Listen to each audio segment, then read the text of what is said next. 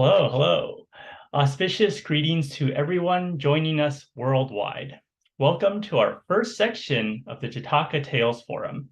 My name is Vincent from BLIA-YAD Los Angeles 1 Subdivision, and I'll be your host for today. Just to give all of our viewers a little bit of a background, our group from North America, our YAD members participated in a class series over the past few months. And we're very fortunate to be able to invite Venerable Yo Lu, who's actually currently in Taiwan, to help us oversee this class series. The main topic of this series was the Jataka Tales. And all these classes culminated into the forum that we're hosting actually today. And it comes in two parts. So we also have one next week. In the classes, the participants not only studied and presented the various Jataka tales, but they've also taken an extra step in connecting it back to their own experiences. But of course, before we can talk more about the Jataka tales and our panelists' experiences, we have to introduce our panelists. So for today's session, we have invited Jia-Jun, Elizabeth, and Kimberly from the Los Angeles 2 subdivision, and Jaren from the New York subdivision. So I'm going to give each of our panelists a brief moment to introduce themselves, their current position within their subdivisions, how long they've been in YAD, and maybe a few words on how or why they joined YAD. Without further ado, let's start with Jia-Jun.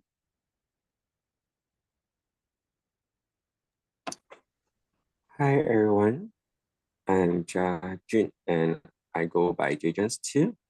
So I'm from LA too, and I'm currently the president of my subdivision. I've been in YAD for around 6 to 7 years, and I first joined YD because I was asked by my ex-roommate in Fogang University. And later I continued to stay here because it was a very warm family and I learned a lot during my journey here. Thank you. Thank you, Jia-Jun. Next, we'll move over to Elizabeth. Hello, everyone. Auspicious blessings. My name is Elizabeth, and you can also call me Jan Yi. And I'm also a member from Los Angeles YAD 2 subdivision. So I'm currently in charge of events and activity planning, but I recently really got interested into design works. So me and Kimberly actually works a lot to design posters and a lot of projects that relates to design and event promotion. So I joined YAD for, I think, almost 2 years. I'm actually also a student from University of the West, and currently I'm a senior student and I soon gonna graduate next month. So it was actually the friends that I met in this university that invited me to visit Shilai Temple, which was where I met all the kind venerables and YAD members, and I just started to join them without notice. But anyway, I really enjoyed the time I spending here, and I did learn much more than I expected. So that's pretty much it. Thank you. Thank you, Elizabeth. Sticking with our Los Angeles 2 members, next we're going to invite Kimberly. Auspicious blessings to everyone. My name is Kimberly, and I'm currently in charge of the publications group at Los Angeles 2 YAD. And I actually joined YAD around 2 years ago on the same day as Elizabeth. And I actually joined because I grew up going to the Zulai Temple, which is a Fogangshan branch temple in Brazil, with my parents where they were volunteers. So during college, I decided that I also wanted to volunteer and learn more about Buddhism, which is how I ended up at Shilai Temple and YAD. Thank you, Kimberly. And lastly, we're going to move over to the East Coast of the United States. Let's welcome Jaren. Hi, everyone. My name is Jaren. I'm the current president of New York YAD. And I've been in YAD since 2016. And I originally wanted to join YAD because I was I was a participant in the summer camp that our YAD holds. And I really enjoyed that experience. I wanted to kind of like be part of that as like a staff member as well. And that's why I originally joined YAD. And now I've been YAD and I learned many lessons from being in YAD. And I'm currently, the president. Thank you, Jaren. And actually, we're very lucky to have Venerable Yo Lu joining us today. So Venerable Yo Lu, could you give us a sentence of introduction? Hi, everyone. Very, very happy to meet all of you again. And I think I'm looking forward to your presentations. I think after many months of preparation, I think you guys are all ready. And I'm really looking forward to your presentation now. Thank you very much for inviting me here. Thank you. Thank you, Venerable. And of course, I can't forget to introduce myself. My name is Vincent. I'm actually from Los Angeles 1 subdivision. I'm the advisor, and I've been in YAD for basically half my life, so over 10 years.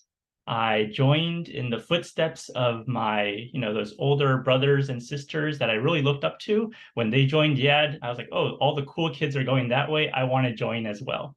So that's how I got into it, and this is where I am now. So as you can tell, our panelists come from a whole range of backgrounds, and we're really very excited to hear all of their stories and experiences today.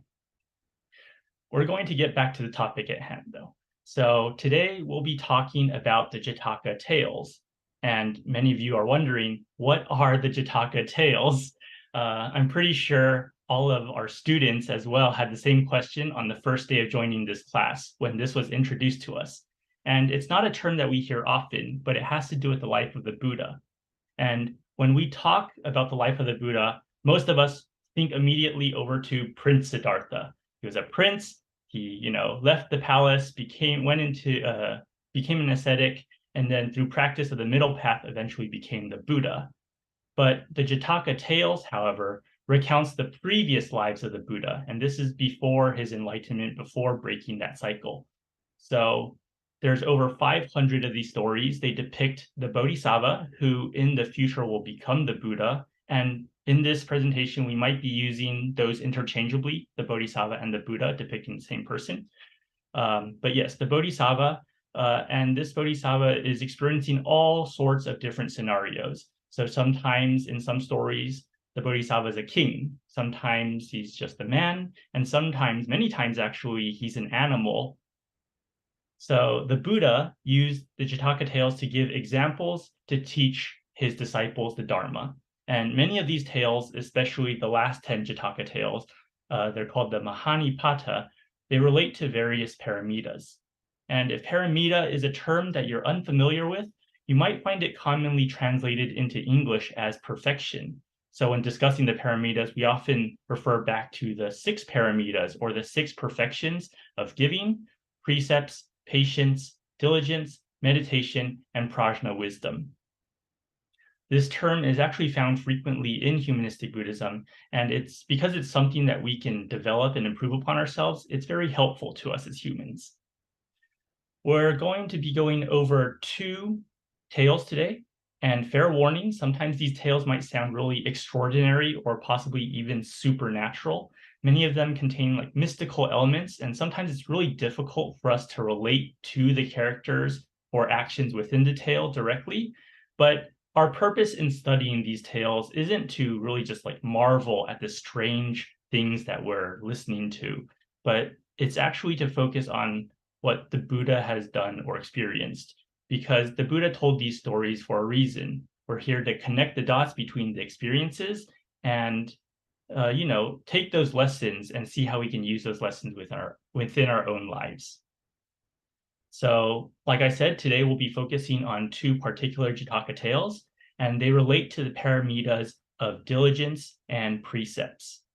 There's a lot to cover. I'd like to give the spotlight over to our Los Angeles 2 members to present Jataka Tale 196, the Valahasa Jataka.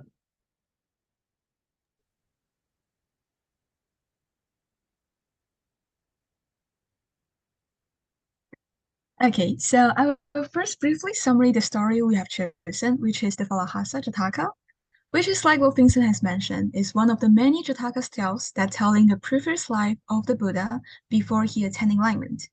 So this specific story was told by the Buddha himself, as he witnesses one of his disciples had his passion aroused by a beautifully dressed woman, and he no longer took any joy in his practices or meditation, and as the Buddha wanted to teach a lesson, he therefore told this story when he was once a flying horse. So the story starts with 500 merchants shipwrecked and landed ashore near the city of she-goblins. The town looked exactly like a normal human town, and all the females were beautiful and friendly, and providing this man with abundant food and places to stay. These merchants naturally lost themselves in the town and even agreed to marry all the she-goblins and stay.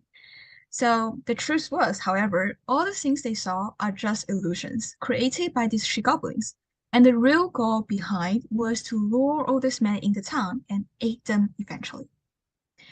So now at that time, the Buddhist Tapa had come into the world as a flying horse, and white all over, beaked like a crow and hair like munja grass, possessed with supernatural power and able to fly through the air.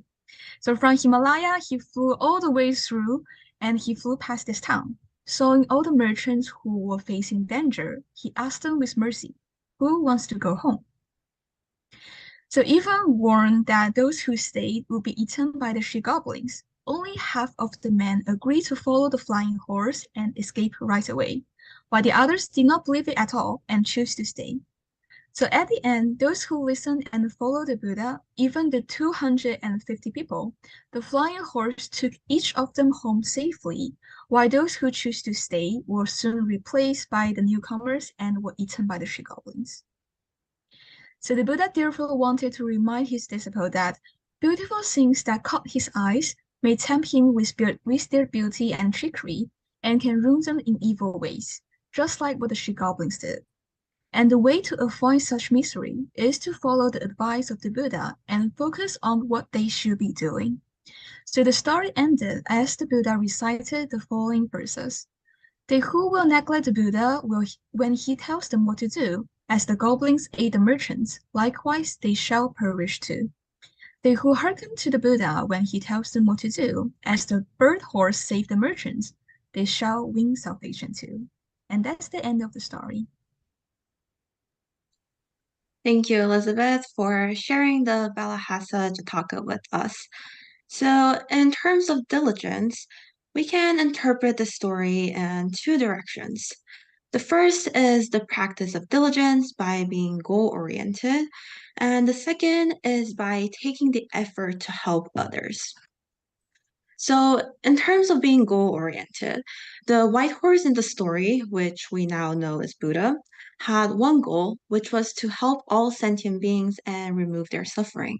So, in other words, the white horse displayed diligence because the merchants were essentially all strangers, yet it had no hesitation in stopping by the town to help them escape the dangers of the she-goblins.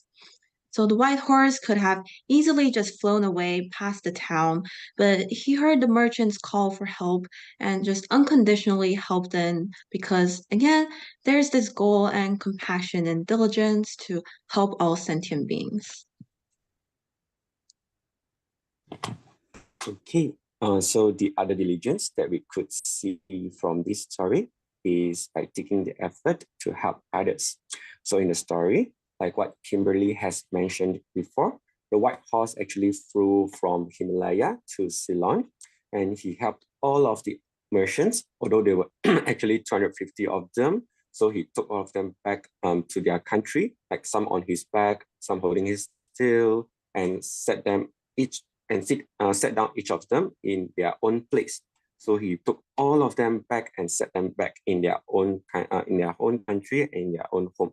Okay, so linking this story to diligence, I think it's like how Venerable Master Xing has told us to be an uninvited friend. So we should not be selfish and help others no matter where and when. So in daily life, we should help the others when they really need the help, even though they did not ask for, but to the extent that our help does not make them feel uncomfortable. So to sum up, to practice diligence like Buddha in this life, we need to be goal-oriented and take the effort to help the others. So I'll pass back to Vincent. Thank you all for introducing us to the Valahasa Jataka. And I found this story kind of especially interesting because there was she-goblins and illusions and flying horses, and it almost, to me, it felt like a fantasy setting. So I also had a small chuckle when I heard that the Buddha told this story to his disciples as a like, don't get distracted by women or by dating, keep studying. And it sounds like something that many of us might have heard when we're growing up. So it was very interesting to me. Now, getting back to it, when we study the Dharma, especially in the context of humanistic Buddhism, it's really important to see how the concepts can relate back to our own lives. So making these comparisons really allows us to better understand the Buddha's teachings. Of course, I'd like to invite our panelists back to talk about some of their own experiences and how they can relate back to the perfection of diligence that they studied through the Vallahasa Jataka. So we're going to start with Jia-Jun, who's actually in a little bit of an interesting scenario because he's not actually in Los Angeles right now, but he's helping out with the Los Angeles events nonetheless. Jia-Jun, would you mind expanding a little bit more on the situation that you're in? Yeah, sure. So I first share my screen. Yeah. Okay, so I will share about my experience when I was the secretary of my team. So during 2020, COVID hit and I needed to go back to Malaysia. Because of this, I'm not very far from my team members, and it will be very hard for me to attend their events, especially to meet their time due to the time difference. So I remember there's this our first online event that we had during COVID was the Water Cloud Chant and Mind one day online retreat. So during the time, I was assigned the task to give a lesson for mindful doodling, as you can see here. So I could remember during the event was held during the daytime for LA time, and the whole event was exactly throughout my midnight time in Malaysia. So I remember it started at 12 a.m. at my time and ended at around 8 a.m. or 9 a.m. in the morning. So it was quite a tough time for me, especially during the 1 hour break in between. I was so tired, but I knew I shouldn't sleep or else I missed the later half of the event. So it was an unforgettable memory for me because during the 1 hour break, I saw my group members, like they were sharing photos of them having lunch, happily having lunch in Shilai Temple, but I could only stay in the room to prepare for the later half of the event. But yeah, talking about the room, actually you can see from the picture that I actually set up all of my drawing stuff and all the equipments on a mattress. So actually, do you know why that I did so? Because I was actually on a family trip during that time. I didn't know it would be a coincidence that the event clashes with my family vacation. So my family members, they were so shocked when they saw me like packing these 2 tripods and taking 1 big lamp, going to the vacation. So they were so shocked and they didn't know I was actually having an event during that time. So during that event also, I needed to keep my voice low because my family members, they were all resting during that time. So that is why you can see the equipment was set up like that in the small hotel room when I was in my vacation. Yeah, so it was really tiring during the event, but I actually did not regret doing so. So for the next year, my advising variable knew that I must have more rest.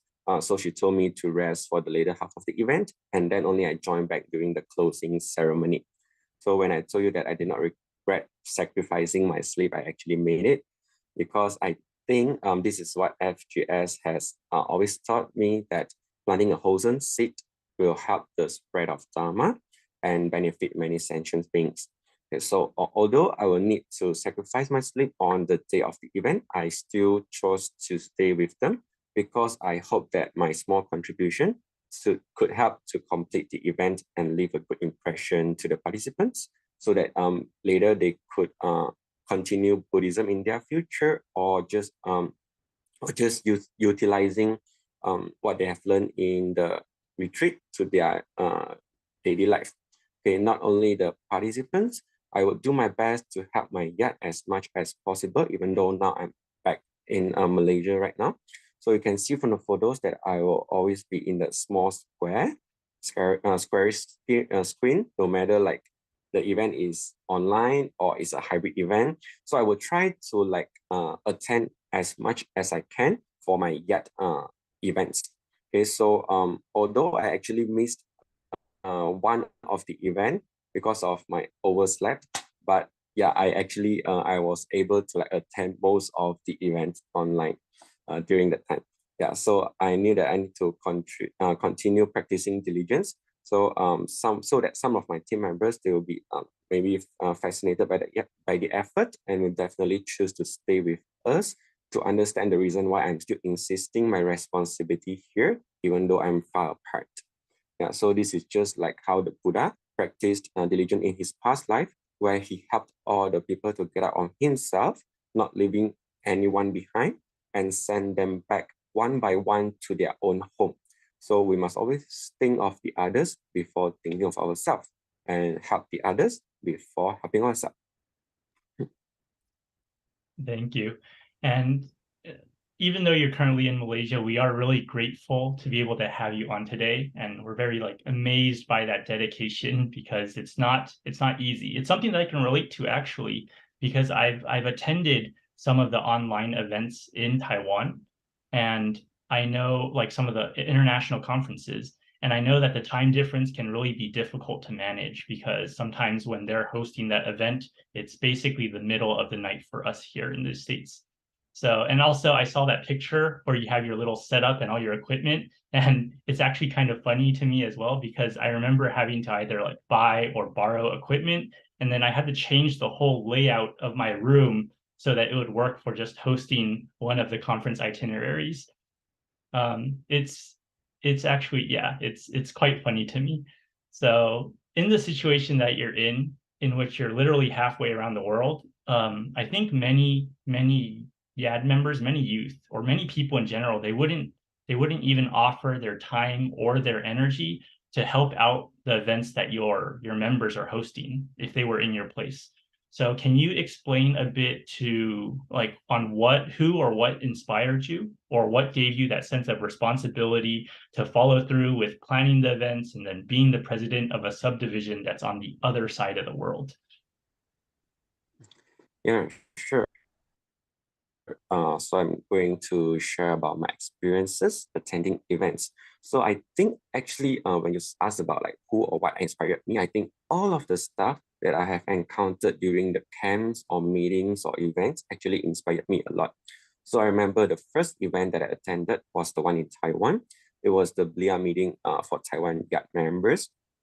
So during the event, I had so much fun because the staff was so enthusiastic, and they gave us a lot of fun activities. So they always show their enthusiasm and energy, no matter it's the first day or the second day of the event. So I thought that actually the staff, they would go for rest. They had a good rest at the same time with us once the daily activities ended around 10:30 or 11, because the next day they will wake up very earlier than us, and they still look very energetic. But however, once I was in the staff position too, I only realized that they would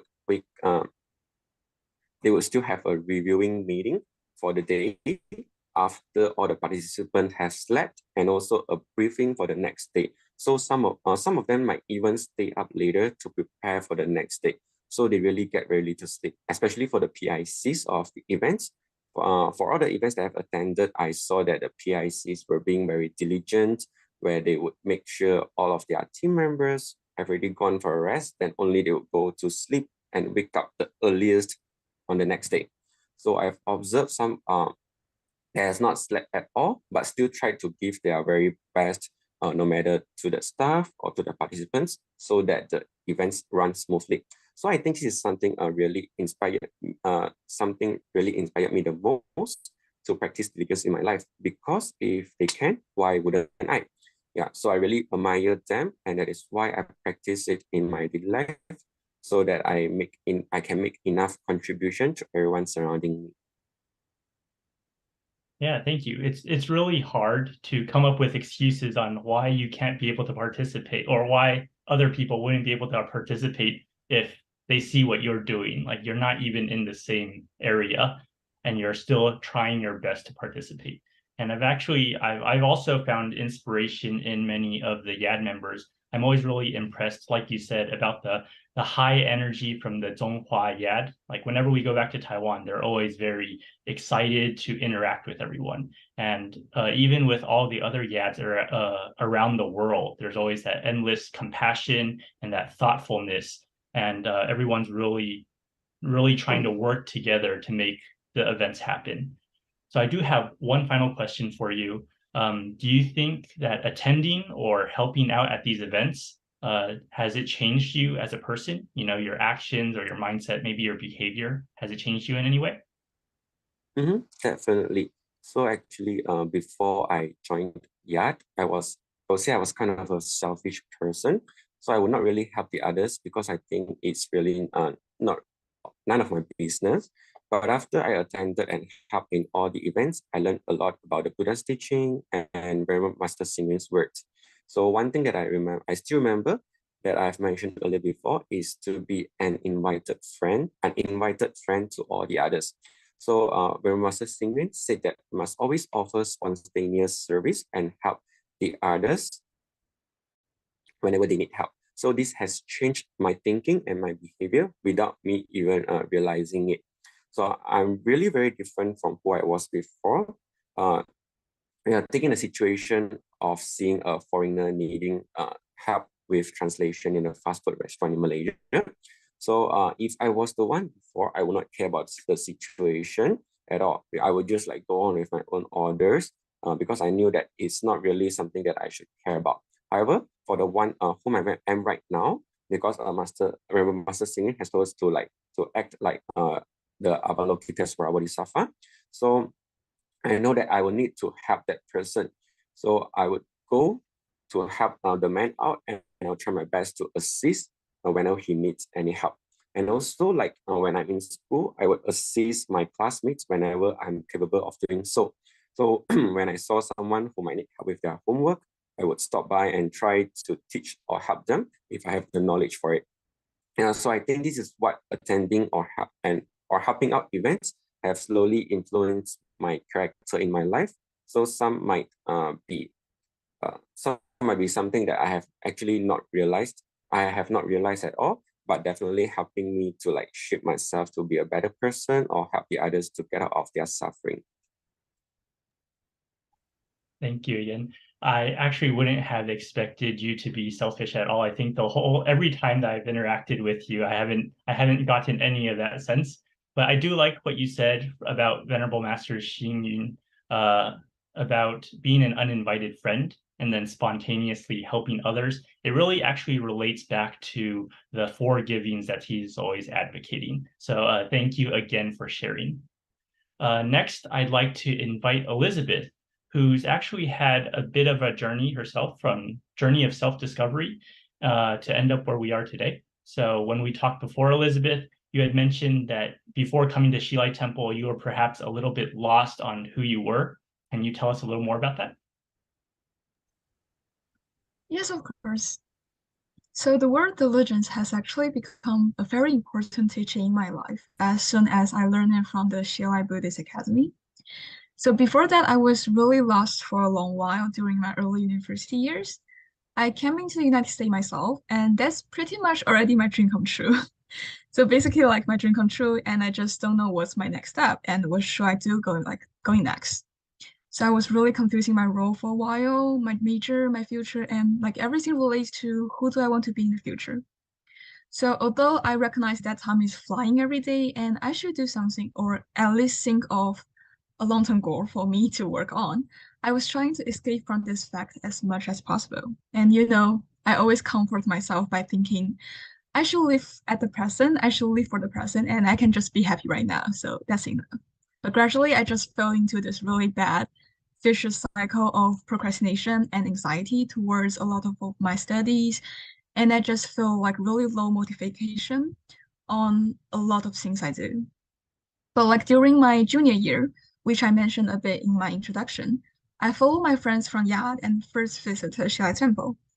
This picture on the left corner are my friends who were graduating that year, and I helped them to take a picture, which until now I recognize was with Venerable Huidong. I have no idea who he was at that time, but I guess that's Yuan.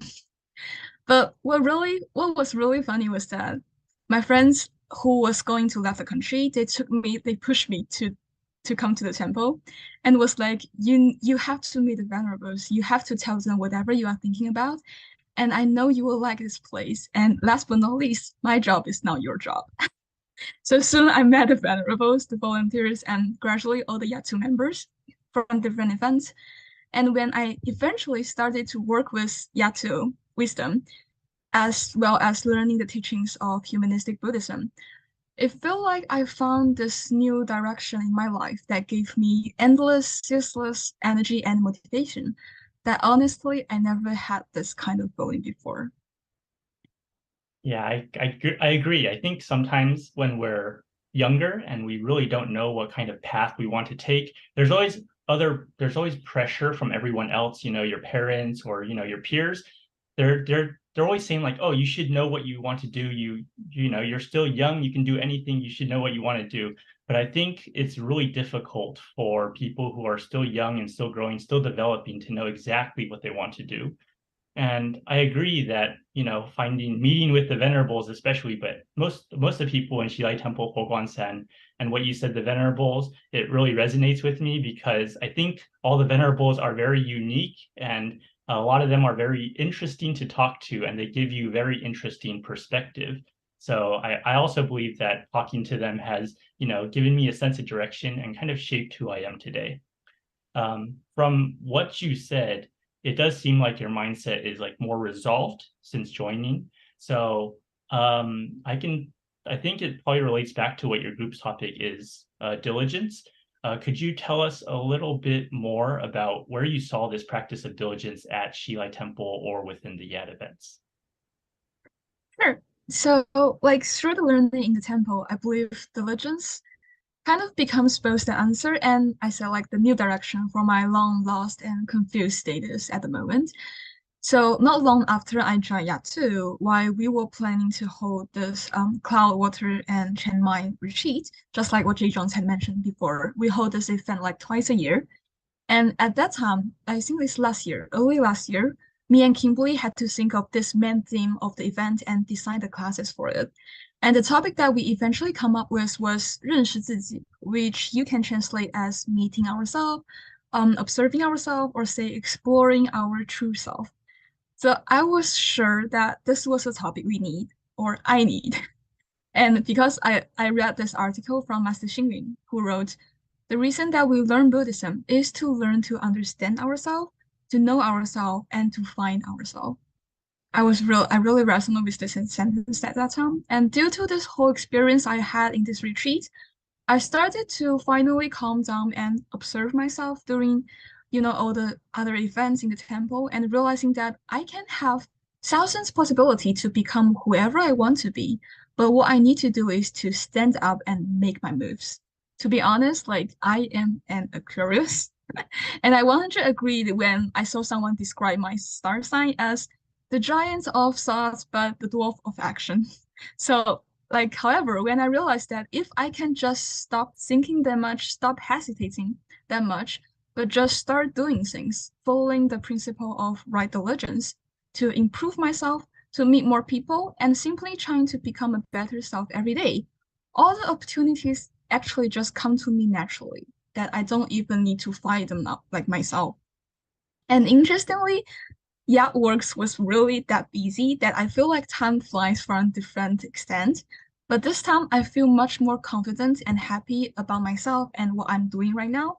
And moreover, by practicing diligence and do as much as I can do, I find myself learn a lot of more skills without even notice. And I think it's such a wonderful thing to learn from the experience of diligence itself. Yeah, I don't know too much about astrological signs, and I'm also not an Aquarius, but I also resonate with, a giant of thought and a dwarf of action because I feel like I myself, I think too much about things and I really get tied up in that. It's probably something that I should really work on. Uh, I also agree with the other thing you said that there's always a lot of stuff going on at the temple. There's the venerables and the volunteers and the YAD members. Everyone always seems to be busy doing something. And we could just say they're practicing diligence, they're doing something. So I'd like to get your mindset on how we can uphold the practice of diligence. Sure.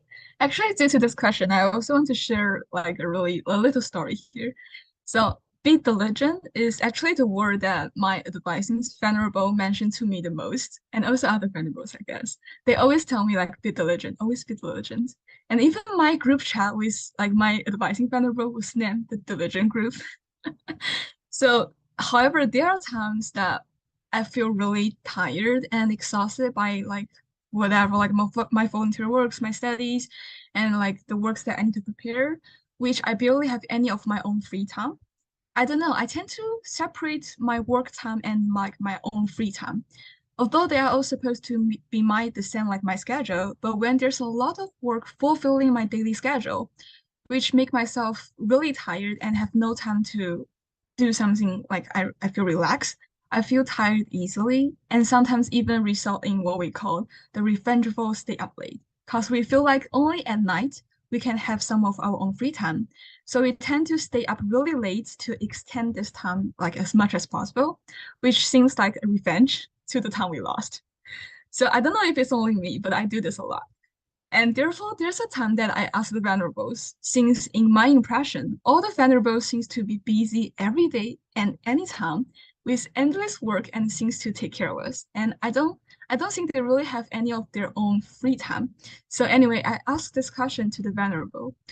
Won't you ever feel tired with only works filling your daily life and that you may not have any of your own free time? And the venerable actually answered me really quick and simple. She said, well, you either enjoy your work or make your work enjoyable. So when you are doing the right thing, following the right path, energy will come to your body and mind constantly and endlessly. And you don't even need to worry about that you'll run out of energy or run out of power.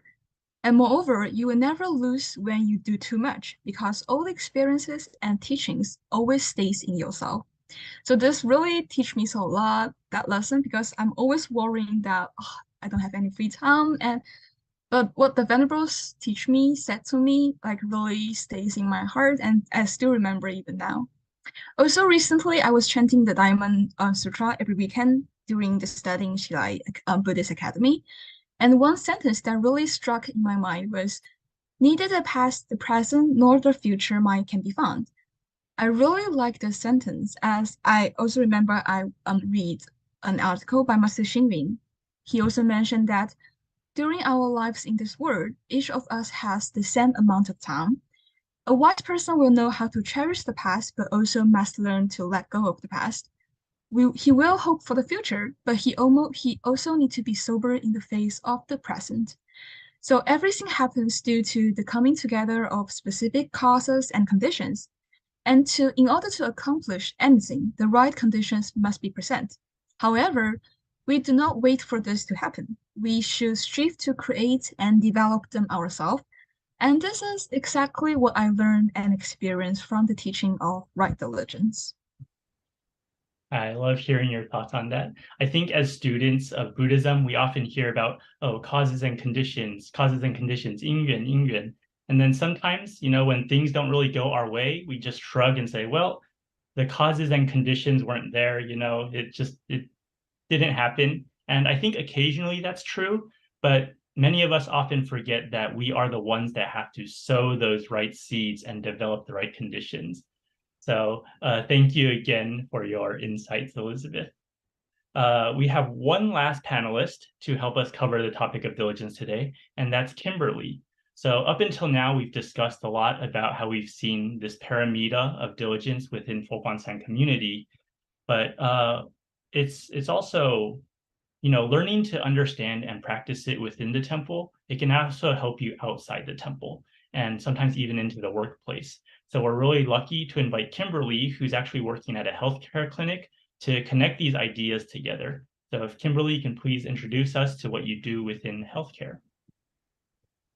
Yeah, thank you so much, Vincent, and thank you everyone for listening to our stories thus far. So I'll be closing out my group's personal stories by sharing a little bit about how I apply the pyramid of diligence while working in healthcare.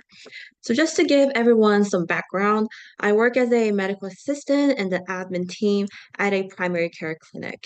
We have roughly 8 branches across Southern California, and on average, I help out at least 100 patients a day.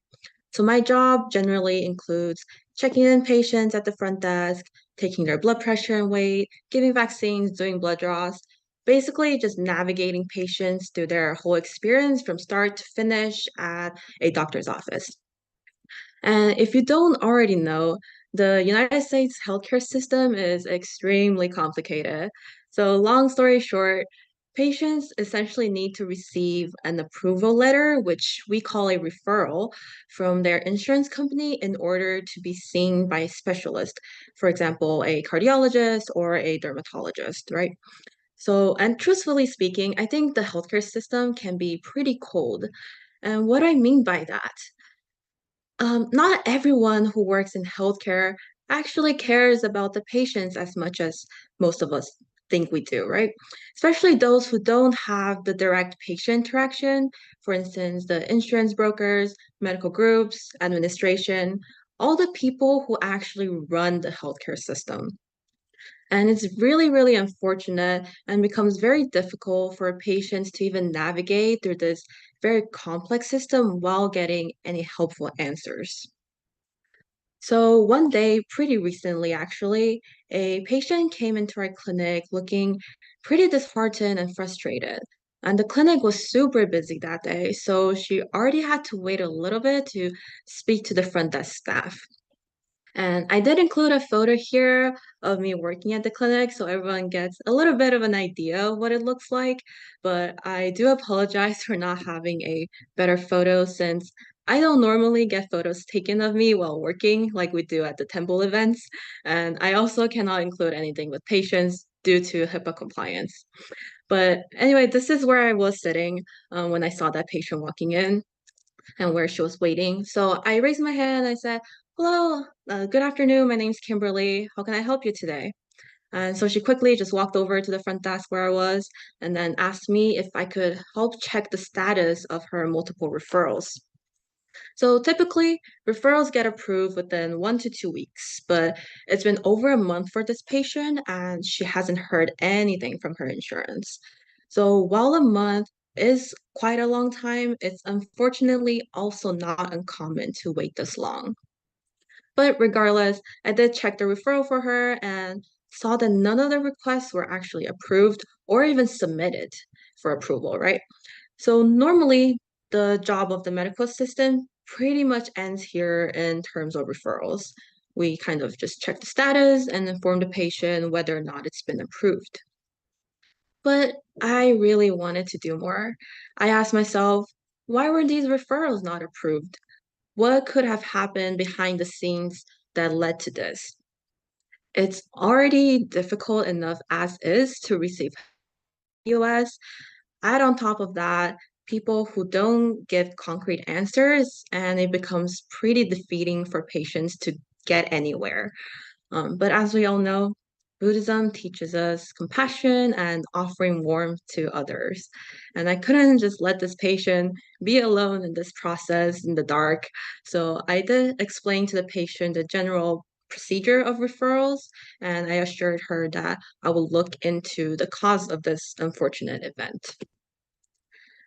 And like I shared earlier, with diligence being goal-oriented, at its core, my goal every day is really just to help as many patients as I can.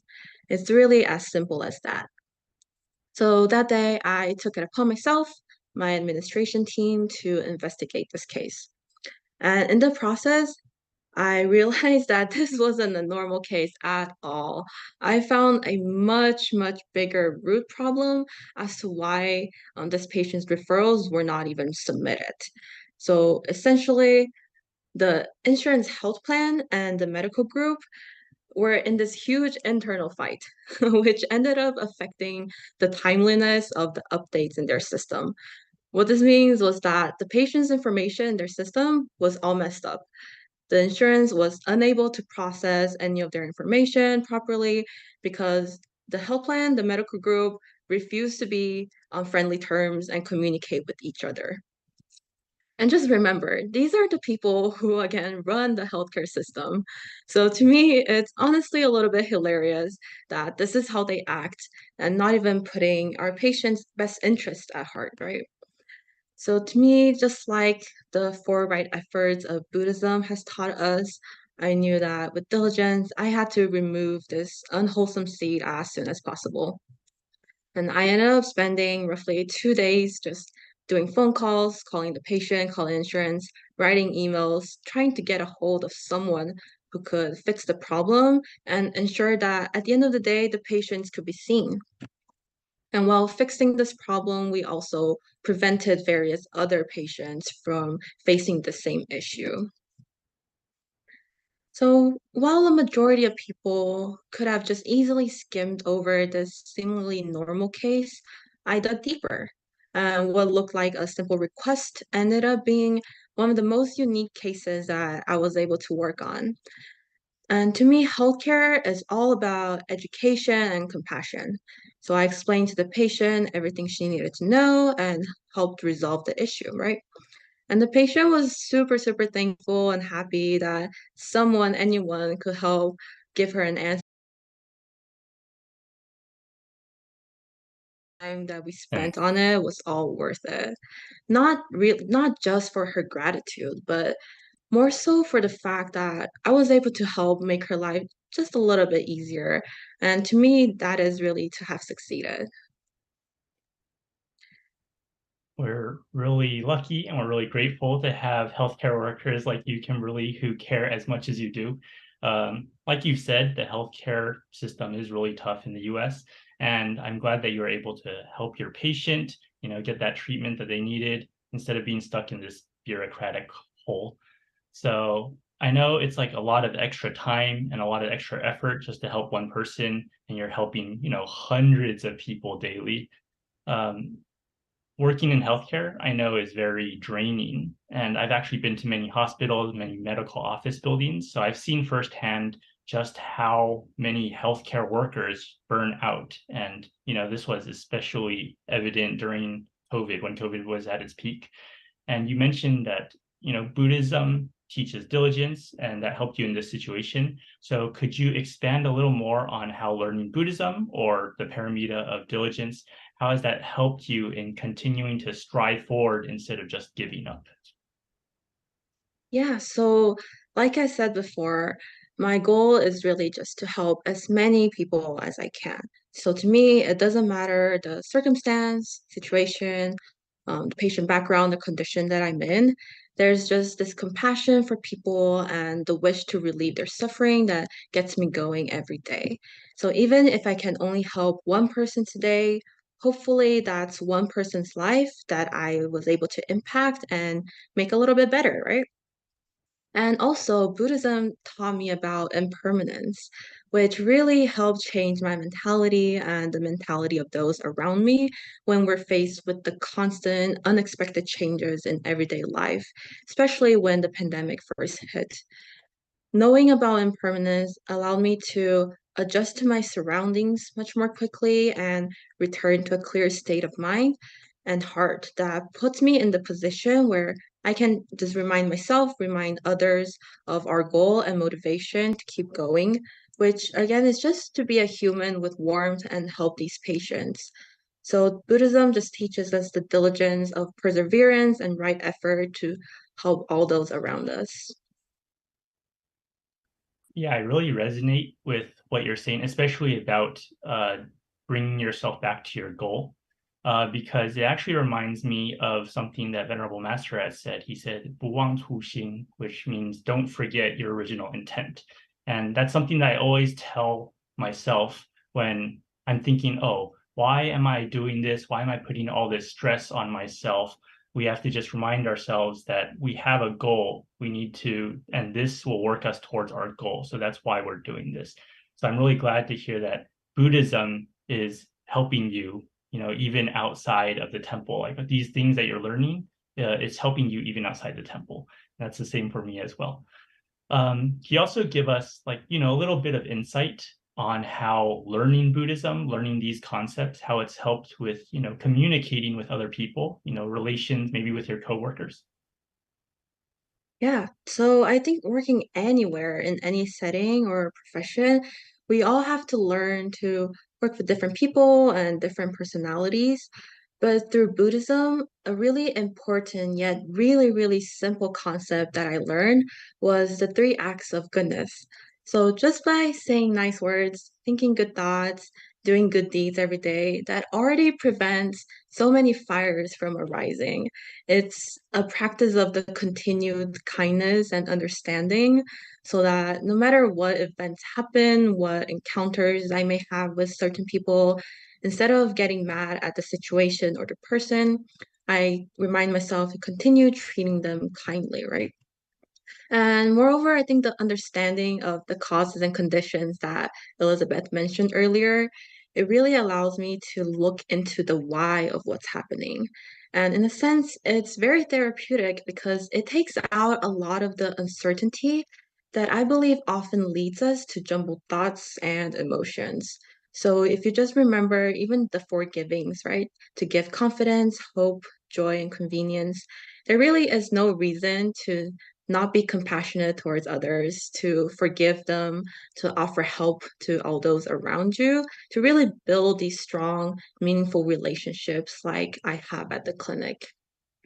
So if we can just take a quick look at the photo, this was on my birthday this year, and actually a staff from another clinic branch sent over a birthday cake for me.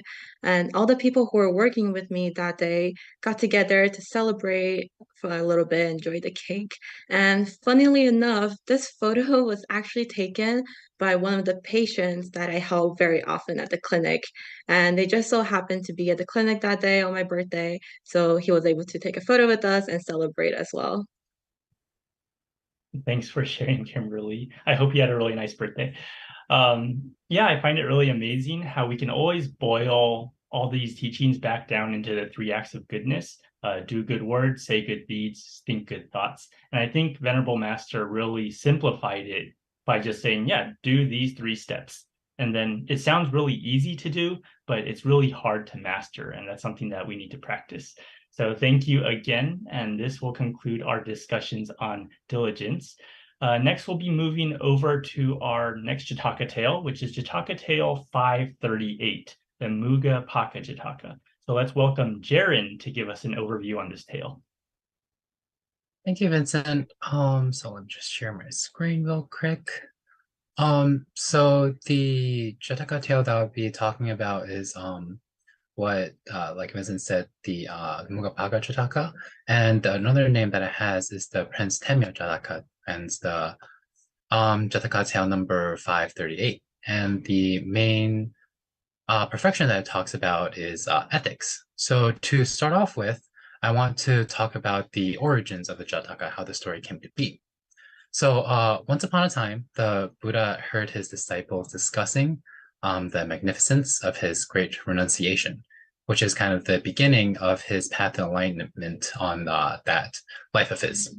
And when the Buddha heard that, he said it wasn't really that great because he had already fully attained the perfections of character in his past lives. And leaving his kingdom to renounce the world and become an ascetic in an earlier life, while his wisdom was less mature, was a lot more impressive. And he told the story of how he did it. And that was the story of Prince Temya. So the story starts off with a king that was beloved by his subjects. And the only problem that the subjects had with the king was that he didn't have any children. So they were kind of worried about like successor issues. And hearing their worries, the king asked his wives to pray for children. And eventually, his queen was able to give birth to one. And that was Temya, who was the previous reincarnation of Buddha. And Temya first made his public appearance when he was 1 month old. And on that day, he was unfortunate enough to watch his father sentenced for thieves to death. And this caused Temya to swear to never become king, because being a king means that he has to perform bad deeds for the sake of greater good. Kings have to give instructions that influence millions of people, affecting their lives on a massive scale. And Temya at this point also had the power to recall his past lives because of deeds that he's performed in the previous life. And he recalled one of his past lives as a king. And then because of the things that he did during that life, he actually ended up in hell. And as he pondered about like kind of how to avoid that fate, a goddess that lived in the umbrella that usually shields him from the sun and the rain and whatnot, told him that he could pretend to be deaf and mute. Because one thing about like, being a king or being a leader in general is that you have to be able to communicate properly. And being deaf and mute obviously means that you're really hard for communication to happen. And so Tamiya kind of went along with the idea and decided to pretend to be deaf and mute. And knowing that Tamiya was able to hear and at least make sound before this point, everyone around him was kind of worried and tried various ways to make him speak. This ranged from tempting him to speak through food and entertainment to scaring him into making noise by training an elephant to almost smash into him. But Prince Tamiya stayed silent throughout it all. And as he grew older, there were like more things that they threw at him. Some of them, they were pretty extreme. And I'm not going to go through all of them just because it is a pretty long list. They threw one or two every year, all the way until he was 16. But Prince Tamiya kind of recalled his past life in hell. And these temptations and trials don't really match up compared to like his experience from when he was in hell. So when he reached 16, the royal seers warned that due to his unnatural behavior, Tamiya must die or misfortune may fall upon the kingdom. And this is just superstition on the side of the royal seers, but the king believed it. And so the king decided to have Tamiya executed. And here's like kind of the turning point of the story, and actually the portion of the story where I found the most pictures of. So once the king decided to have Tamiya executed, he had one of his charioteers drive Tamiya out to the forest to be executed and buried, because he wanted to kind of like have it out of the way, because in the end, Tamiya is still his child, so he doesn't really want to witness this deed happening. So the charioteer brought Tamiya out of the palace and out into the woods. And at this point, Tamiya realized that he was free. He was free from palace life, which was a prison for him, because palace life is not a conducive place for practice of Buddhism and to be on the path of enlightenment, because it gives temporary happiness that would hinder most people from being set on the path to attaining enlightenment. And he kind of broke through these constraints by enduring the 16 years of these trials that was tossed at him. So with newfound strength, he stood up and picked up the chariot that he was actually riding on with ease. And he told the charioteer the story from like his point of view, and decided to set off and become an ascetic. And when the charioteer heard the story that Tamiya told him, the charioteer actually wanted to stay with Tamiya and become an ascetic along with him. But Tamiya told him that he had to bring the story back and let the king and queen know before he joins Tamiya to become an ascetic. So the charioteer brought the story back to the king and queen, and the king, having heard the story from the charioteer, set off to talk with Tamiya and convince Tamiya to come back and take the throne. But Tamiya obviously was not willing. And after conversing with Tamiya, the king was so moved that he actually joined his son in the forest. And eventually, so did the rest of the royal court and the whole country, actually. And then when the neighboring countries of this kingdom heard about the story of an entire country setting out to be monastics, they actually were so curious that they went to go take a look. And in the end, they also ended up joining Temya in the forest, practicing Buddhism. So now comes the question of what is ethics then? Because this story, is about ethics. Well, the ethics in general is kind of like a moral principle that governs a person's behavior or conducting of an activity, and it kind of varies depending on what an individual's morals and values are. But specifically in Buddhism, ethics is precepts. There are three general types of precepts in Buddhism. The first type is the precepts that prevent unwholesome conditions from arising. And then there's the precepts of upholding positive actions.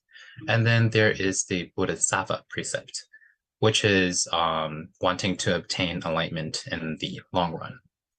And precepts to me is kind of like having, that set of rules that one upholds in the face of temptations and trials, like the way Temya did. And in that sense, I feel like there's like the purpose of the precepts is, number one, is already listed on there, to prevent unwholesome conditions from rising, because it tells you not to do bad things. And that protects others, but also protects your own heart from the corruption of doing the bad deeds. And it helps make you more aware of things, of yourself and things around you. And another purpose to it, I think, is as a commitment to continue the practice.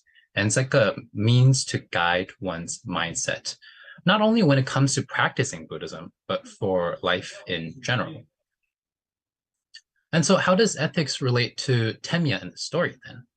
So to Temya, his guiding ethics was to not commit deeds that will land him in hell, even if it meant suffering many cruelties by the hand of his father, because his ultimate goal is to reach enlightenment. And so he did basically take on rules himself that achieves like all of the types of precepts listed before. He prevented unwholesome condition from rising by pretending to be deaf and mute and not basically being involved in the kingly life. And he actively upholded positive actions at the end of the story when he is practicing Buddhism and convincing others to join him. And obviously the Bodhisattva precepts is why he decided to do the entire thing in the first place. So how can we practice precepts then? Because obviously the way that Temya does it is like very, I guess, side of it, very mature in the practice, and most of us aren't that far advanced. So one of them is actually what Kimberly mentioned earlier, the 3 acts of goodness. It's really simple. Just do good deeds, say good words, think good thoughts, right? And aside from that, there's the 5 precepts. That's like a formal precept, unlike the 3 acts of goodness.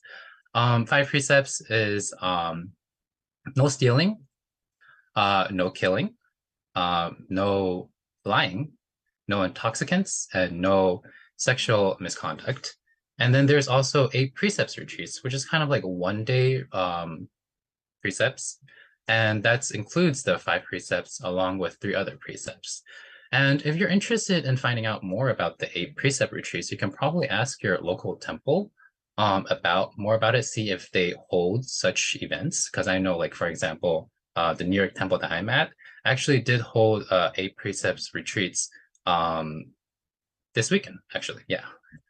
And then if you are willing, after you understand more, and if you are willing to, you can eventually also take on the Bodhisattva precepts yourself. And that's basically the way that we can practice precepts. Thank you for sharing this Jataka tale with us, Jared. And I really can't imagine having to put up with so much just to pretend that I was deaf or mute. But the Bodhisattva has experienced the horrors of hell, and I'm sure that there's worse that's happened to him. I can't relate.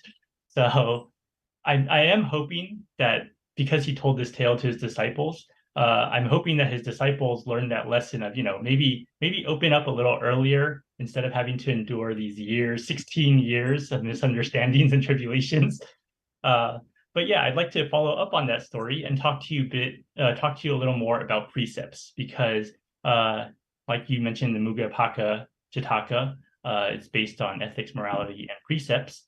And as you mentioned, precepts are it's a really integral part of our practice of humanistic Buddhism. So many of our practitioners, we take the 5 precepts along with, taking refuge in the Triple Gem. And then some go further with the 8 precepts retreats, the Bodhisattva precepts. So taking the 5 precepts, it really means a lot of different things to different people. And everyone kind of gets into it in different ways. So could you tell us your own experience about, how, when, why you took the 5 precepts? Sure. So I actually originally took the 5 precepts when I went to Taiwan for international conference. I think in 2016. Yeah. When I went to Taiwan in 2016 for international conference, because at that point, I was basically kind of told that it was kind of rare opportunity. Not many people, at least from, outside of Taiwan, has a chance to take the 5 precepts in Benshan. And I kind of just went along with it because I kind of didn't really want to, I guess, didn't want too much trouble and then like try to argue back about like why I don't want to take the 5 precepts. And so I kind of just took it at that point without really understanding it. Even though they kind of had like a presentation at the start, at that point, because of jet lag, I didn't exactly listen to the entire thing. And after that, I didn't really adhere much to the 5 precepts, unfortunately. But after that, I have, as I matured more, I decided to kind of think about what Buddhism meant to me, because temple was a good portion of my childhood and teenage years, and I wanted to understand what it meant to me, right? And with that in mind, my first step in doing that is to understand Buddhism a little bit more, because obviously Buddhism is what temple is about, right? It's to spread Dharma. And part of that was understanding the 5 precepts that I had taken previously. And after understanding it more, I eventually decided to take them of my own volition. And one reason I was kind of like hesitant to do it to begin with was because a misconception that I've kind of seen pretty, I guess, widespread is that, well, at least when it comes to the 5 precepts, is that if you take it and break the precepts, it's worse than doing the deeds without taking the precepts, right? But one thing that I remember the lecture for the precepts mentioning, because they have the presentation beforehand, as you can kind of see in the top left, right? Is that having the precepts reminds you that certain things are bad deeds, so you can tell yourself to avoid them. Just because you don't take the 5 precepts doesn't mean that bad deeds still aren't bad deeds, right? And so because of that, I kind of decided to retake the 5 precepts and try to remind myself and uphold the precepts. And in many ways, precepts are actually interconnected with many of the other perfections, like diligence, which was mentioned earlier, because you need diligence to upkeep the precepts. And yeah, that's actually one thing I gained from taking the precepts. Yeah. So yeah, you mentioned not really understanding the 5 precepts when you initially took them. And I can actually relate with that, because my first time taking the precepts, it was at Shilai Temple, and I had no understanding of it. It was just my advising venerable telling me, just do it, just go for it. And then I was like, okay, I'll just go do it. And then even though they do explain all the 5 precepts, what you're, taking a vow, what vows you're taking, it's really hard when you're that young to just like understand everything on your first run through. It's like, oh, and you have a lot of questions. You're like, oh, what happens if I tell a white lie? Or what happens if I kill an ant? Or what happens if I drink a sip of alcohol or something? So, and of course, to all these questions, there's, better explanations that they give you if you go attend a 5 precept ceremony, or if you go attend a class to find out. But, the quick, short answer to all that is intention. And getting back to the point, when we first take the precepts, we're often too focused, and we're really young and we don't really understand. We're too focused on all the negative aspects of breaking the precepts, are there any exceptions to these rules? And we don't see the benefits of upholding the precepts. And we act as if it's a restriction of what we can do instead of a prevention of doing something worse without realizing it. So I'm glad that, after learning more, we understand all this underlying intent of what each of the precepts means and why we're taking them, why we're upholding them. I've also retaken my 5 precepts multiple times. Each time I retake them, it's really a great reminder of the behavior that I'm trying to uphold. And then I've also noticed like a gradual change in my own thought process, my own actions after I've taken the precepts. So I'd like to throw that back to you. Have you noticed any changes in yourself, or what benefits do you think you've gained from the 5 precepts? Like I kind of like mentioned shortly in the before, is that one way I personally benefited was to gaining diligence, because after taking the precepts and deciding to take it seriously, like you said, it's about the attention, right? So always catching myself doing the little things that count as breaking precepts intentionally, like killing bugs, because I am deathly afraid of bugs, so I just try to get it out of my way when I see them, right? Or like telling little lies and have to explain situations too thoroughly and kind of like, because I don't want to go through the trouble, or borrowing things without asking first, like stuff like that. But eventually, because I know I want to take it seriously, I catch myself before I'm about to do these things, and then stop myself. Because like taking the precepts isn't about becoming a saint like right after taking them. It's about like when I talked about precepts before, it's about having a guiding principle that slowly changes one's mindset. Like and as aside from the example I gave about like doing the little things that count as breaking precepts, I was also able to apply kind of the diligence that I gained from upholding the precepts to other things. For example, exercising. Exercising is something I have tried years in the past, but gave up pretty soon because it's a lot of work to upkeep that. But more recently, I've tried to pick up jogging as a way for exercise and make myself healthier. And surprisingly, I've been able to stick with it. And the way I did it was that every time I felt like being lazy and not jogging, I think of it as telling a lie to myself if I don't stick with it, because I told myself and others about sticking to like a running schedule and a goal. And it's like a little bit of a stretch, but that's what is enough to push me that one step forward to stick with it, because of my diligence that I applied to upkeeping the 5 precepts. And aside from jogging, I've also used the 5 precepts to try and become vegetarian. Vegetarianism is something I kind of admired about some of the people around me, because I've always felt like it's a hard transition from being an omnivore to being a vegetarian. And it's something that I've seen in multiple people around me. But there's like 2 people that kind of especially stand out to me in this example. One of them is actually a YAD member for my own subdivision that is younger than me. His name is Evan, and he's been a vegetarian for all his life. I've actually been curious about like his motivation, about like how he is able to continue to be a vegetarian. He actually did a mini video when he was in Taiwan about why he is vegetarian after all these years. And the other person is actually my mom. She decided to be a vegetarian like quite a while back. In fact, I think she's stuck to it for over a decade now. And when I asked my mom why she decided to be a vegetarian, it actually matched up with one of Evan's reasons of being a vegetarian in the video that I mentioned. And both of them said that being vegetarian can help one be more caring, compassionate, and also grateful. And honestly, that is part of what the precepts are about, to change one's mindset to better protect, ourselves and others. And in doing so, one eventually becomes more compassionate toward others. And unfortunately, I haven't been able to completely upkeep being vegetarian just yet. I've started out with just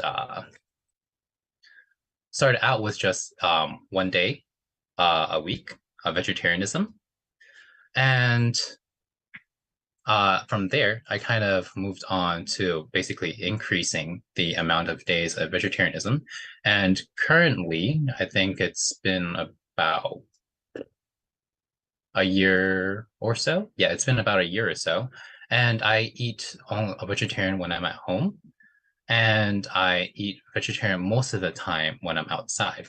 The reason why it's most of the time is because I don't have enough time to look into like all the vegetarian easy options, and I also don't always have the time to cook for myself. And the only vegetarian option like easily available around me oftentimes just is pizza, which is unhealthy. Um, and that's why I'm still like slowly progressing toward being a vegetarian. But the way that I kind of stuck with it was kind of connecting it to the 5 precepts of no killing, because relating it to vegetarianism helps me commit to the practice better. So 5 precepts kind of became a base for me to work off of, to do or not do various things, because I extrapolate from it and link it to whatever it is that I want to or don't want to do. And it gives me the extra push to make my decision and act upon it. Thanks for sharing, Jared. Sorry we have to wrap up so quickly. I know we're running out of time, but I've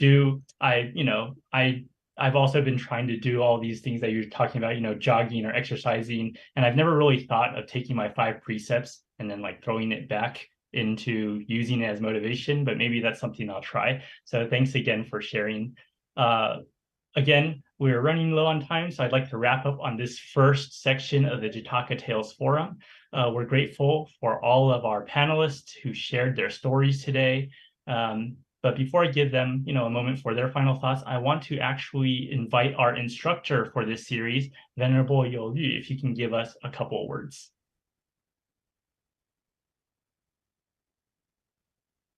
Okay. Hi, everyone. Thank you very much for your wonderful presentations. And first, I want to apologize for my bad connection. I don't have very good internet connection today. But I have listened to all your presentations, even though they were at certain times because of my internet connection. I missed some of the points, but in general, I think your presentations have been very enjoyable. And especially it was very interesting to listen to how you have actually thought through the teachings of the Jatakas, and also to reflect on your own personal experience and to share them in this forum. Thank you very much for sharing them. And I just want to talk about how initially I have designed the causes. And initially I wanted, I think that the main objective of this forum is actually to get everybody to look really deeply into the Jatakas and to think about how they are also related to the 6 perfections. And when we're reading all these Jatakas, we're not just listening to the story, just as what Vincent has said at the beginning of this forum. We're not listening to stories. We are not listening to the stories for entertainment. We're looking into these stories to learn from the experiences of the Buddha, because these events that the Buddha has gone through personally himself, and that he's sharing with his disciples because there is a lesson behind. And so learning from these Jatakas, the main aim of why we're learning these Jatakas, just as what Elizabeth has said when he was quoting Venerable Master, we are learning these Jatakas to learn more about ourselves and to learn to be a better version of ourselves. And so when we are studying these Jatakas, we get to appreciate a little bit more about the 6 perfections. Because these 6 perfections are a set of teachings that after many, many eons of practices, the Buddha decided that these 6 perfections would be the shortcut to enlightenment. Without these 6 perfections, it would be difficult to become enlightened. And so this is not a set of teachings that the Buddha thought, oh, maybe the 6 perfections would be a nice set of teachings to give to my disciples. It's not like that. It's something that he himself personally has gone through. He knows these are the 6 most essential practices, and that he gave these teachings to his disciples. And also he quote from his own personal experience, which are the Jatakas, to let his disciples know what is the best practice and what is the shortcut. So these disciples will not have to, go through additional misery or suffering in the process of this spiritual path. So just like to comment on some of your presentations. The first Jataka, the Valahasa Jataka, which Elizabeth, Kimberly, and Jiajun has presented, was a very good story. So the she-goblins are like the desires we meet on our spiritual path. And on our spiritual path, we will have encounter some temptations, right? The temptation of sensual pleasure, the temptation of reputation. We want to become famous, probably in the process of becoming a spiritual teacher. We want to be a famous spiritual teacher. So we might be tempted to reputation. We might also be tempted to wealth, right? We might receive offerings in the process, and we want to receive, we want to become more wealthy, accumulate more wealth for our own personal purpose. And so these are certain temptations. And also another thing, we want to be praised. I think this is what most people are looking for. We want to have good reputation. We want to be praised. We want to be healthy. We want to look like we are successful. And these are very, very seductive temptations that we will encounter on our spiritual path. So the she-goblins represents this sort of desires we meet on our spiritual path. And it's very, very important to take note of such desires. So when we meet these desires, diligence come in the form of being aware, being mindful of these desires that we are going to meet as we journey towards enlightenment, and to pay attention to them and to be careful of their presence. And you also talked about being an uninvited friend, right? Being an uninvited friend also mean giving people convenience when the situation arises. And so how does diligence come into play by being an uninvited friend? And also how does diligence come into play when we give people convenience? I think one of the things that we have to overcome is our personal free time, right? When we give people convenience, we have to give up our own personal free time. We have to sacrifice, maybe we have our own personal agenda. We want to do something, we have something in mind, and then somebody comes and asks, can you do something for me? So we have to overcome our own reluctance in the process. So, and in the case of the Valahasa Jataka, the flying horse, he has to risk facing the danger of losing his own life when he encountered the she-goblins. So the practice of diligence also entails being willing to overcome our own reluctance, and even at the risk of losing our lives. So I think Jiajun has given a very good example. He stayed up all night to join the retreat. I think most young people would prefer to sleep, but Jiajun has given up his own luxury of sleeping for that reason. And I think we can find many, many examples from the life of Rebel Master Xing Yun how many times he has given up. He doesn't even have his own personal agenda. Everything is set for all sentient beings. He does everything for the purpose of all sentient beings.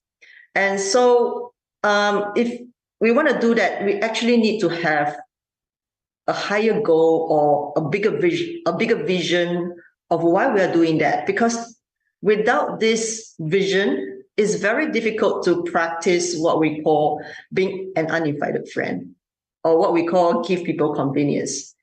Because there must be a strong reason behind, right, that will push you, that will motivate you to do such a thing. So for Very Well Master, I think the reason why he's doing this is because he saw that what he's doing is going to bring a greater benefit to the general public. And he's able to see the consequence of what he's doing. And so he's willing to give up his time and energy. And so, like what you say, it's goal-oriented. And having the vision for the highest cause. And so, like what Elizabeth has shared, she found her path because she saw the meaning of what she's doing. And so she's willing to devote her time and energy. And just like Kimberly has said, she's willing to help as many patients as possible because she has a goal. That's her goal, to help as much as possible, right? But I just want to say diligence doesn't mean tiring yourself out, okay? Because diligence in the right sense, it is joyful enthusiasm. There is the element of joy when we are practicing diligence, okay? So you might experience physical tiredness, but spiritually, there should be joy in your practice. That's a very important aspect of diligence. And diligence also entails the understanding of impermanence. So when we understand impermanence, we know that time is slipping by every second, then we have the right motivation to be diligent. And diligence also means creating the right conditions. So like what Kimberly has shared, she was helping patients with receiving the proper healthcare. She was creating the right conditions for her patients. And so with these right conditions being planted for each patient, she's able to receive a birthday cake, right? And the congratulations from her patients. And so over time, if you are able to practice like this, then it becomes spontaneous. So it becomes habitual. It becomes part of your character. It's something that you do naturally. All right. And then in the next Jataka, Jaren shared on the Prince Termia Jataka. I think Jaren is very brave because he did this Jataka all on his own. Again, I think in both Jatakas, we see something in common. That is to have a higher goal and to see a higher cause of what we are doing.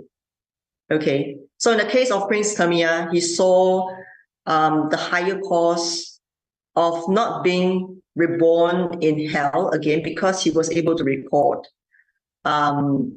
what he has experienced in hell because of what he did earlier. And so he carried the ethics of reminding himself not to do any more bad deeds, and that he would be able to continue on the path and proceed on the path. Okay. This Jataka is, I think, a little bit difficult to explain the connection to ethics because I think most people would think that when we succeed a throne as a king, don't we all have the power or the liberty to exercise good deeds or good actions? Aren't we all in a position to do that? Then if we all have, if we are a king and we have the liberty to do that, why should ethics be a problem? But I think probably you can think in terms of the example. For example, during the World War II if you were to succeed the throne or the seat of Hitler? If you are in that position, would you want to succeed the seat of Hitler and create more harm to the world? Okay, and in modern day example, I think you can think of some examples of some rulers who have called for war. Do you want to exceed his position? Okay, so even though you might be the leader, you do not necessarily have the liberty to make decisions because you're in the company of ministers who do not have the right views and understanding. And so it might be difficult. You might be, put in a difficult situation. And maybe you can also think of the Stanford prison experiment. We have this experiment where a group of volunteers are divided into the prison wardens, one group of prison wardens, the other group are the prisoners. Okay. And when, they assume the role of a prison warden,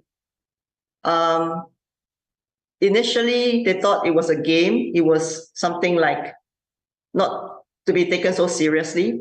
But, after a few days, they really regard themselves as prison warden. And they, executed very bad actions towards the prisoners.